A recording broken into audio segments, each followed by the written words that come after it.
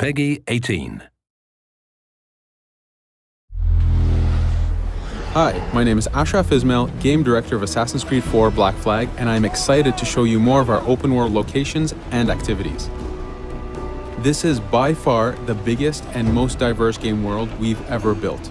Over 50 major locations and more than 75 uncharted islands. In this demo, we will be jumping around to different parts of the Caribbean world and showing off some of this diversity.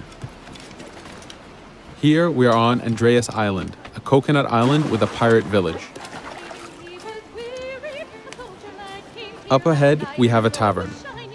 Taverns are places where you can hire crew, pay for secret information about valuable convoys, you can play mini-games, and of course, you can have a drink.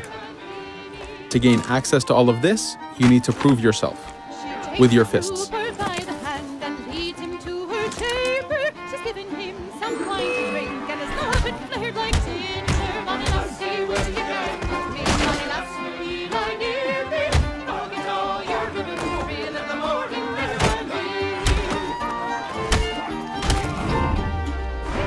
Now that the fight is over, you have access to the tavern and its services. This being a tavern, there's always plenty of rum to be drank, but drinking too much will have some fun surprises for you.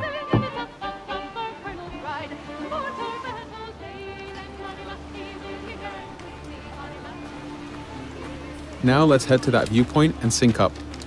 Each viewpoint in the game is a small navigation puzzle to reach the top. Synchronizing unfogs the map, showing you nearby collectibles and activities, and it also becomes a fast travel point so that you can quickly get back here.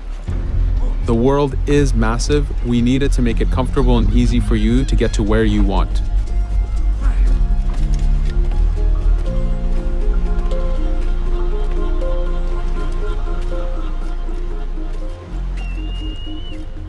These viewpoints are also an opportunity for us to show off how beautiful and expansive this world really is.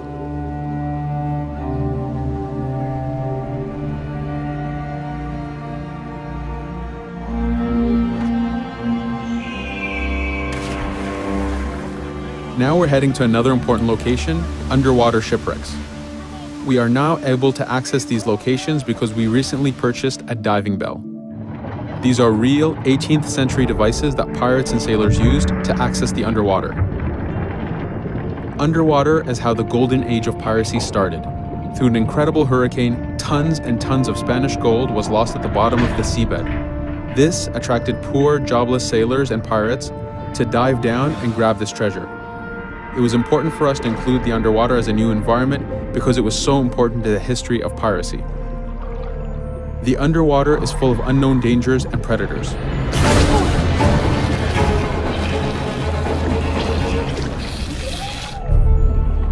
You do have to pay attention and act quick, but the risk is worth the prize as you need a lot of money to get all the upgrades for your ship, the Jackdaw.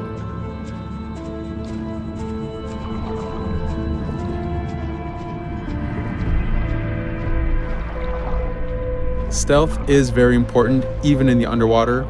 Here, we can use the seaweed and plant life to keep yourself hidden from sharks and other dangers.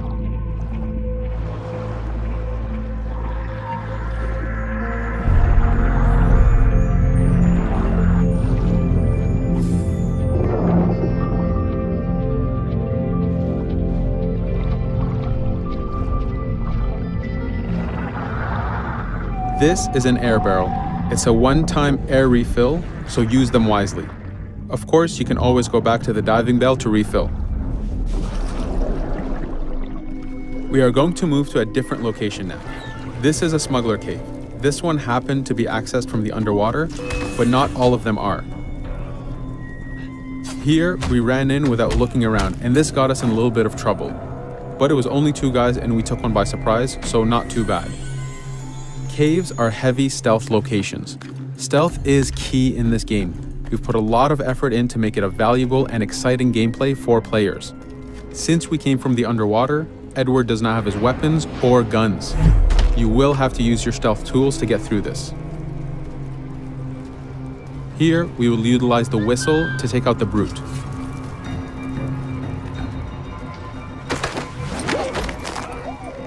Anytime an enemy is taken out, they will drop their weapon for you to use.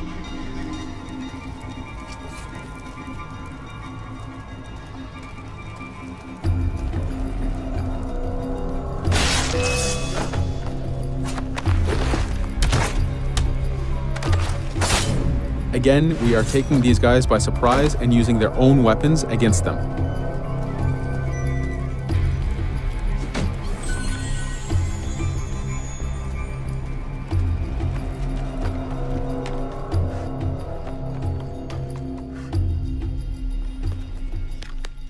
Using just your fists keeps things quiet. This allows you to take advantage over the second guard.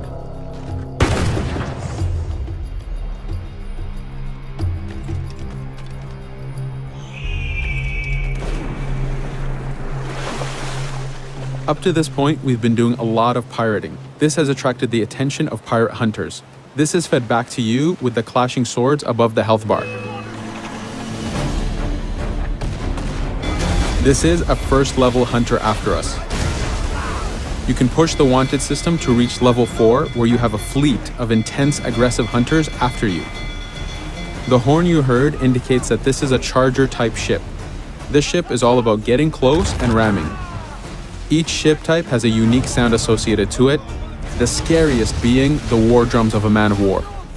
Your first mate, Adewale, is always giving you helpful advice and feedback. The chain shot is a stun weapon. Hitting ships slows them down. Great for stopping a charger's attack.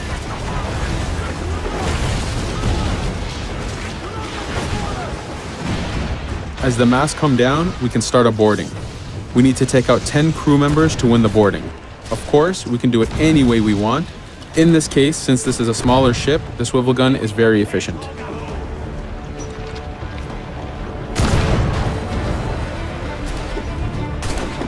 There are many objectives in the boarding system, including destroying powder keg reserves and removing the flag from the top mast. But the most basic objective is to eliminate the crew. Here you can see Edward utilizing his dual cutlasses and guns, combining them in counters and combo attacks. You do have a max of 4 shots before reloading, so make them count.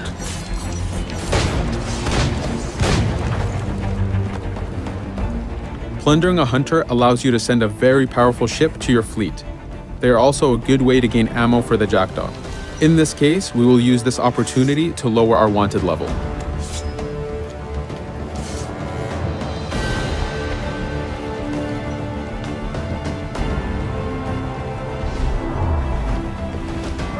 A very important new activity in Black Flag is harpooning. Historically, pirates harpooned as a source of income. Ready the whaleboat, lads.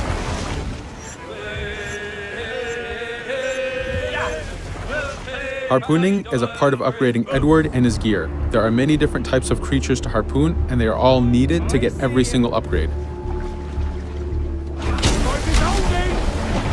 Steady now, lads.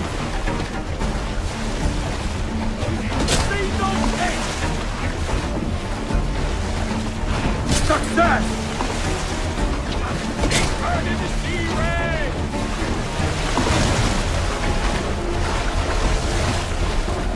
It's weakening! The blast has torn the rope! Stay sharp, lad. This is one of the smaller harpooning targets. Just imagine taking on a great white shark or a blue whale.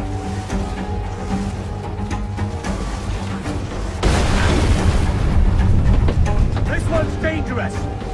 The harpooning activity itself has upgrades, and you will need them to take on the bigger targets. You can upgrade the health of the rowboat, the number of harpoons you carry, and the damage of the harpoons themselves.